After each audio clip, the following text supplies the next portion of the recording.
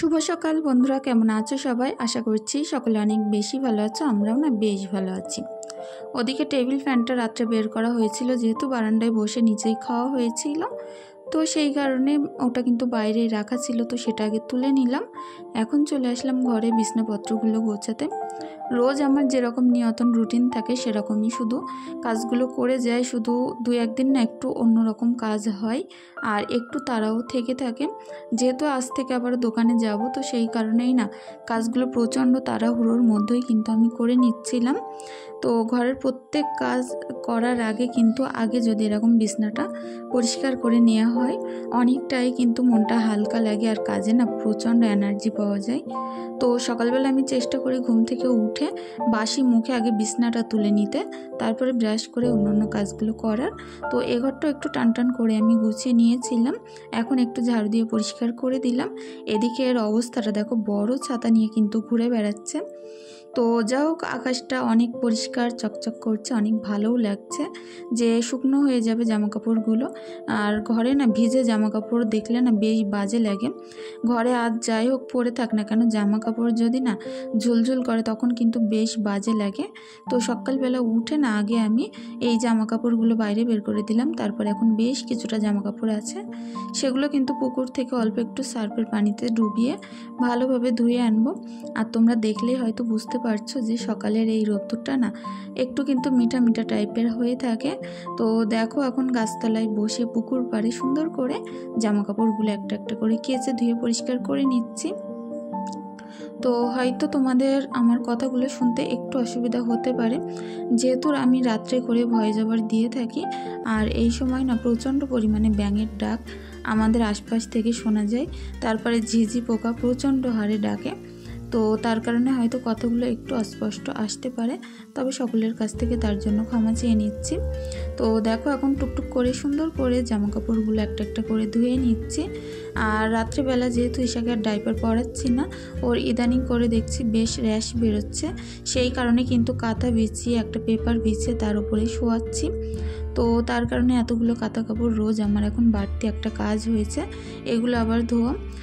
ঈশা যখন ছোট ছিল তখন এরকম এক গামলা করে ধুতে হতো, আর এখন বড় হয়ে গেছে না, এখন কিন্তু ধুতে গেলে একটু কষ্ট হচ্ছে, যেহেতু মাঝে ইদানিং করে বেশ কিছুদিন গ্যাপ ছিল জামা কাপড় কাঁথা কাপড় ধোয়া। তো যাই হোক, বাচ্চা কাচ্চা ছোটো থাকলে এগুলো নর্মালি ব্যাপার করতে তো হবেই। তো আমাদের প্রত্যেক দিন হাউস ওয়াইফদের না এই ডেলি রুটিন কিন্তু একটু হলেও কিন্তু উলটপালট হয়ে থাকে। প্রত্যেক দিন হয়তো আমাদের কাজগুলো এক থাকে, কিন্তু ধরনগুলো না পুরো আলাদা থাকে। কোনো দিন আগে জামা কাপড় ধোয়া, কাচা মেলা, তারপরে সংসারের কাজ, তারপরে প্রত্যেকটা কাজ না প্রত্যেক দিন কিন্তু একই রকম হয় না, প্রত্যেকটা দিন আলাদা আলাদা রকমের হয়ে থাকে। আর এখন ফার্মে চলে আসলাম, মুরগিদেরকে না একটু খেতে দিয়ে দেব। 4টে মুরগি আর ফার্মে আছে, কারণ অনেকগুলো মুরগি মাঝে শিয়ালে এসে নিয়ে চলে গেছিলো। আর ওই যে মুরগিটা না পেছনে দাঁড়িয়ে আছে, ওই একমাত্র ডিম পারে, ওই শুধু ছিল ফার্মের মধ্যে, আর সবগুলোই না এই 3টে একেবারে নতুন মুরগি। তো এরা সুন্দরভাবে খাচ্ছিল, একটু ভয় পাচ্ছিল। আর ওই মুরগিটা না এখনও পর্যন্ত একইভাবে ডিম পেড়ে যাচ্ছে। এই লাল মুরগিগুলো না একটা সুবিধা আছে, যে এরা একবার ডিম পাড়া ধরলে কিন্তু বন্ধ করে না।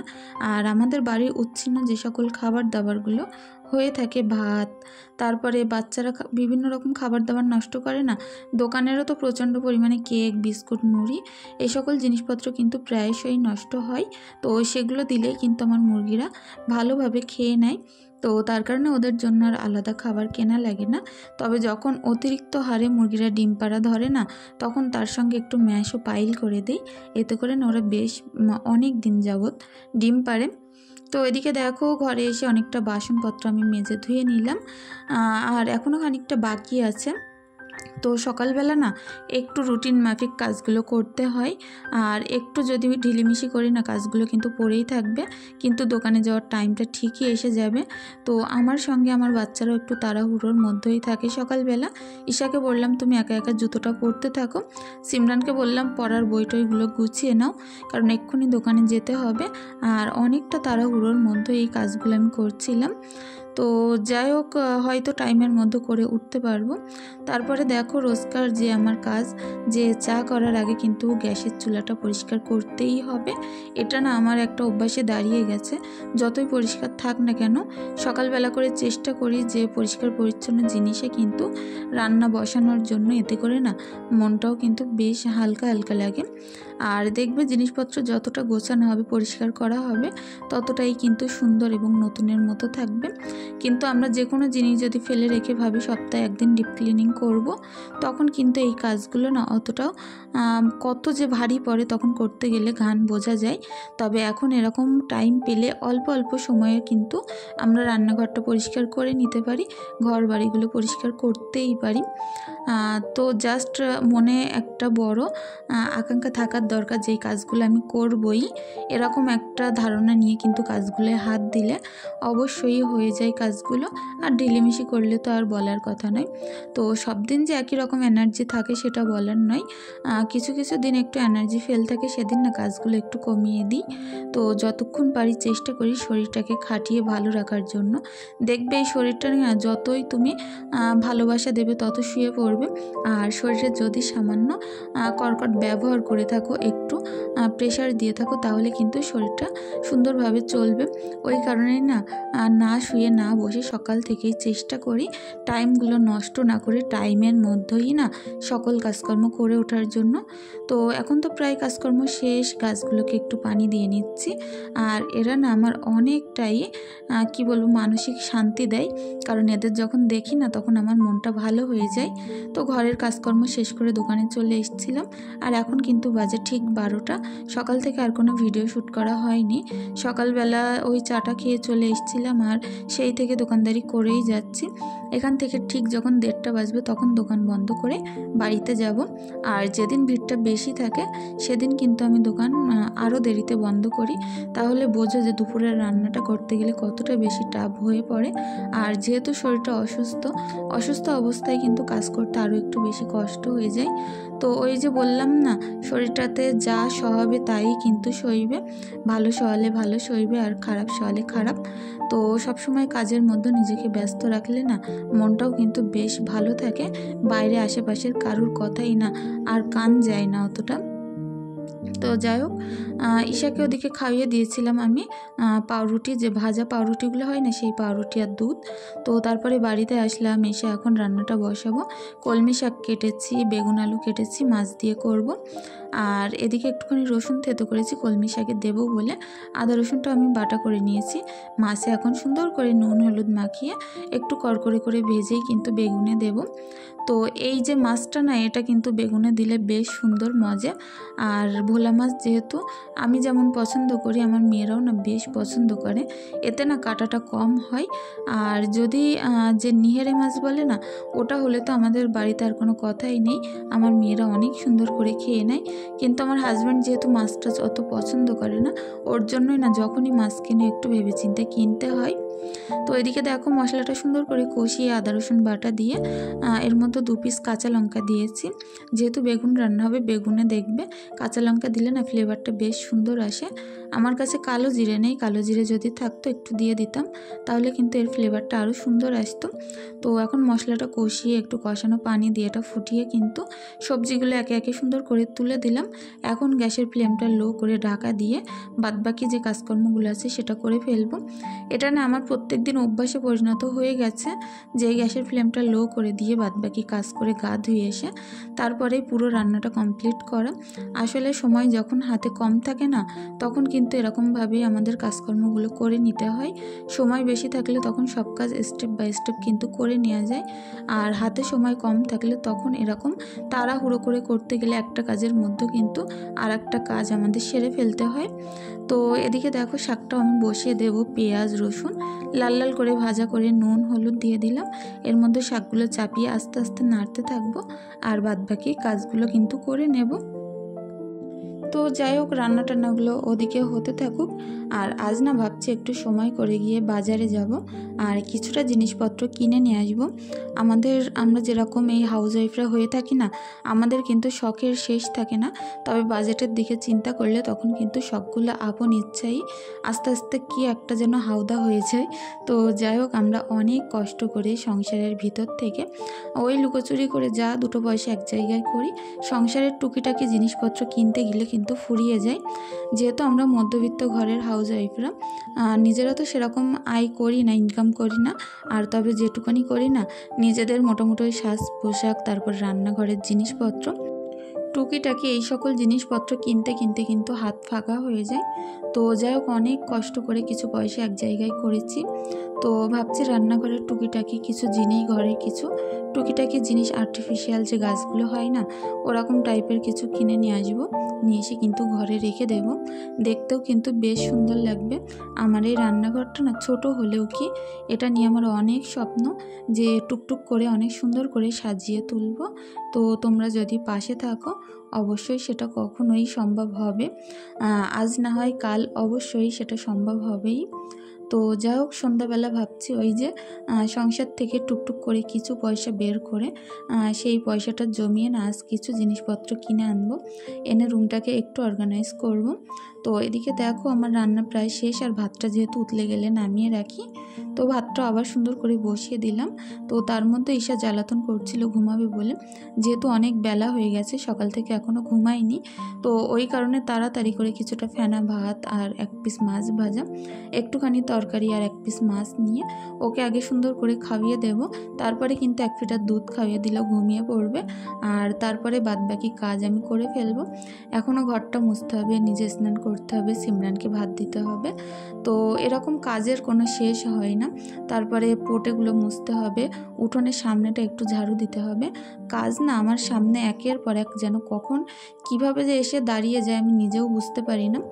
তো রান্না করতে করতে যতই ভয় করি যাতে ফ্যান না পড়ে, তো সেই ফ্যান পড়েছে আর গ্যাসের অবস্থাটাও খারাপ হয়ে গেছে।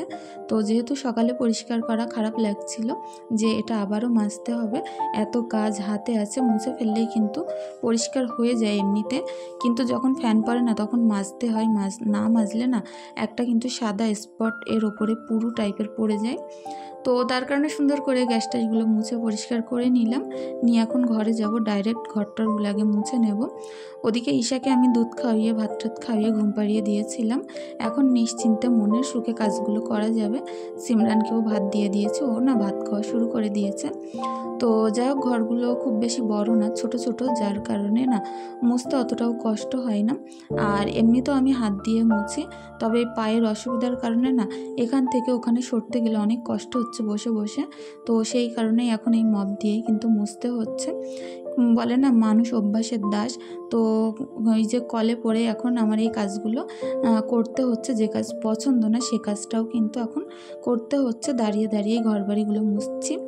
তো যাই হোক, এই জায়গাগুলো দাঁড়িয়ে মুছলে অতটাও ভালো হবে না মপ দিয়ে মুছলে। তো সেই কারণে এই জায়গাটা তো উঁচু আছে, হাত দিয়েই মুছে নিচ্ছি। আর যেহেতু টবগুলো থাকে, বৃষ্টির ছিটে পড়লে না প্রত্যেকটা টব থেকে মাটি ঝরে ঝরে পড়া শুরু হয়ে যায়। তো সেই কারণে এই জায়গাগুলো না প্রত্যেক দিনই দুবার করে অন্তত মুছে দিতে হয়।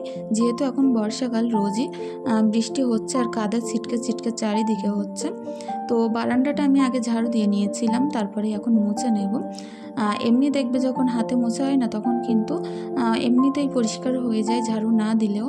তবে মপ দিয়ে মুছতে গেলে আগে ঝাড়ু দিতে হয়, তারপরেই মুছতে হয়। তা নয় কিন্তু কোথাও যেন মনে হয় যেন ময়লাগুলো আটকে আছে। তো দেখো, এখন সুন্দর করে ঘষে ঘষে মুছছিলাম। আর ভাবছিলাম যে এবার যে যা খিদে পেয়ে গেছে, যে কি তাড়াতাড়ি কাজ করব আর এবার দুটো খাবো। একটুখানি পেটে ভাত পড়লেই মনে হচ্ছে এবার যেন স্বস্তি পাওয়া যাবে। আসলে সেই যে ভোর থেকে উঠে একইভাবে এই ইঞ্জিন চলে যাচ্ছে, তার কারণেই কিন্তু এই এত কষ্ট হচ্ছে। এখন আর কোনো কিছুতেই ভালো লাগছে না। তো যাও, ঘরটারগুলো মুছে গাছগুলো একটু দেখছিলাম। তো এবার গাও ধুয়ে এসেছি, কিন্তু আমি গাটাগুলো ধোয়া হয়ে গেছে। জামাকাপড়গুলো মেলে দিয়ে তারপরেই খেতে বসবো ভাবলাম। তো জামাকাপড়গুলো মেলতে এসে এখানে দেখলাম বারান্দায় এই ফুল গাছে কিছুটা ফুল শুকিয়ে শুকিয়ে গেছে। তো সেগুলো সুন্দর করে ছাড়িয়ে ফেলে দিলাম। দিয়ে এখন একটা একটা করে জামাকাপড় কিন্তু বারান্দায় মেলে দেব, যেহেতু অনেকখানি বেলা হয়ে গেছে। তো এখন যদি বাইরে মেলে দেই ভালোভাবে শুকাবে না, সেগুলো কিছুক্ষণ বাদে আবারও তুলে নিতে হবে সন্ধ্যার টাইমে। তো সেই কারণে ভাবলাম দুবার খাটনি না করে একেবারে বারান্দায় মেলে দিই। তো তারপরে দেখো আমার কিছু রং তুলি এসব কিছু আমি কিনে রেখেছিলাম, যে আমার যেহেতু ঘরের দেয়ালগুলো প্লেন সাদা, তো কিছু কিছু জায়গা আমি একটু ডিজাইন করব বলে, তো সেই কারণে এই রঙগুলো এনেছিলাম, তবে আজও পর্যন্ত সময় পাইনি। তো আজকে ভাবলাম ঈশা যেহেতু ঘুমিয়ে পড়েছে, এই যে ডিজাইনগুলো করেই ফেলি, মনের ভিতরে যেটা আসছে সেটাই করছি। আর কেমন হয়েছে তোমরা প্লিজ কমেন্ট করে জানিও। এটা করতে করতে প্রায় ঘন্টাখানিক টাইম আমার লেগেছিল, তবে মনের মতো না হয়নি, যেমনটা চেয়েছিলাম ঠিক তেমনটা হয়নি। একটু মনটা খুঁতখুত করছিল করার পরে, যে গাছের ডালটা সামান্য বেঁকে গেছে বলে। তো যাই হোক, কিছু করার নেই, প্রথমবার আঁকছি, দ্বিতীয়বার যখন করব আশা করছি মনে হয় তখন ভালো হতে পারে। তো যাই হোক, এই ফাইনাল আঁকাটা এরকমই হয়েছিল, তবে গাছের ডালটা সামান্য একটু উপরে উঠে গেছে বলে মনটা খুঁতখুত করছে না, ভালোই লাগছে না মোটে এত কষ্ট করে আঁকার পরেও। তো তারপরে সন্ধ্যাবেলা একটু বাজারে গেছিলাম, সেখান থেকে দেখো একটা কুলো, এই যে সুন্দর কিউট একটা ছোট্ট কুলো কিনে এনেছি, এর উপরে সবজি কাটবো। আর একটা এই যে ম্যাট কিনে নিয়ে এসেছি, গ্রেস ম্যাট। তো যাই হোক, এই ম্যাটটা যে বাজারে গিয়ে আমি পেয়ে যাব কখনোই ভাবতে পারিনি, ভেবেছিলাম অনলাইনে অর্ডার দেবো, আর বাজারে এটার দাম যে এত কম নেবে সেটাও আমি বুঝতে পারিনি। আর এই একটা ড্রয়ার কিনে এনেছি, এখানে চুড়ি, লিপস্টিক, যে সকল জিনিস প্রতিনিয়ত ব্যবহার হয় ওগুলো ওতেই রেখে দেবো। আর এই একটা টেডি, আর এই যে আর্টিফিশিয়াল একটা গাছ কিনেছি। তো মধ্যবিত্ত ঘরে এতটা কেনাকাটা, একটু বাজেট আমাদের লস তো হয়ই। একটু মনটা খারাপও লাগছিল যে এতদিন ধরে গোছানো পয়সা সব নষ্ট করে আসলাম। যাই হোক, আজকের ভিডিওটি আর বেশি দূর বাড়াবো না। সকলে অনেক বেশি ভালো থেকো, সুস্থ থেকো, আমাদের জন্য একটু দোয়া ভালোবাসা রেখে যেও। ধন্যবাদ।